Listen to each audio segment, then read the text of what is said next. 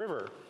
Mr. Speaker, I am honoured to stand in this place on behalf of my New Democrat colleagues to recognize the sacrifices Canadians have made to pay for the freedom and democracy of our home and the homes of those in other countries.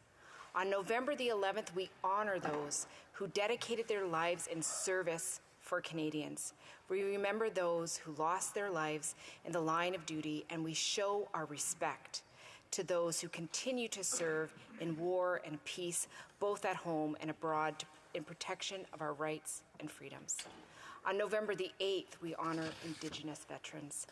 Back home in my riding on Vancouver Island, the plane of reconciliation hangs in the Comox airport.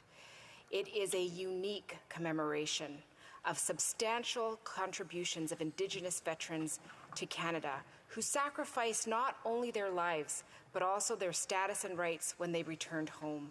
This history must not be suppressed. We must remember their bravery and their stories to ensure a better future for everyone who serves today.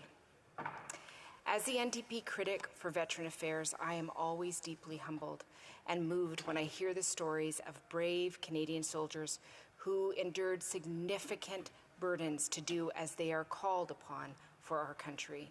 I've heard from generations of soldiers, and every single story is important for us to hear. It is in the remembering, the knowing, that we do not forget.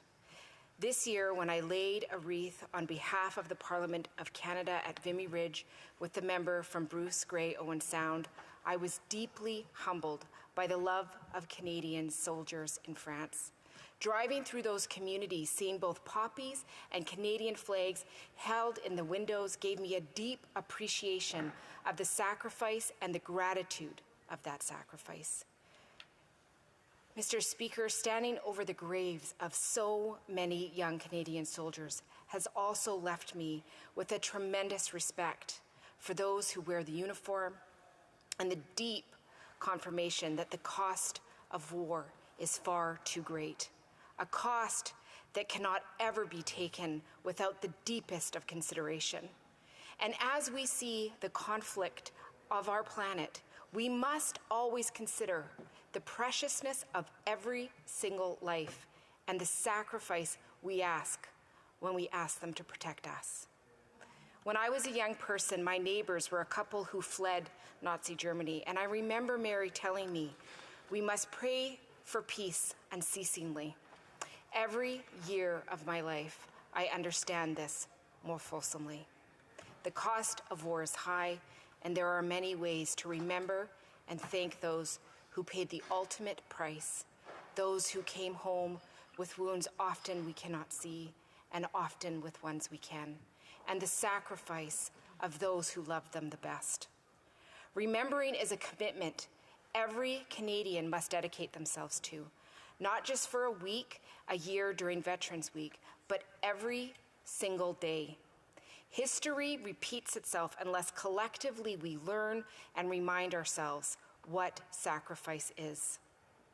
Canadians from all walks of life and diverse backgrounds have served and continue to serve today. From the major wars of the first half of the 20th century to fighting in Afghanistan and the Middle East, from overseas peacekeeping operations to helping right here at home, combating the COVID-19 pandemic, the floods, the forest fires, the many contributions that the armed forces have made. When the call is made for them, whether it is domestically or away, I hope we all remember in this place, and that every Canadian remembers, the bodies in each of those uniforms, and that each soul has loved ones who stand beside them, knowing the risk and willing to carry it in service of our country. Earlier this year, on May the 14th, our riding lost 100-year-old veteran James Stocky Edwards, a Canadian fighter pilot during World War II, and a community touchstone. We all miss him so very much.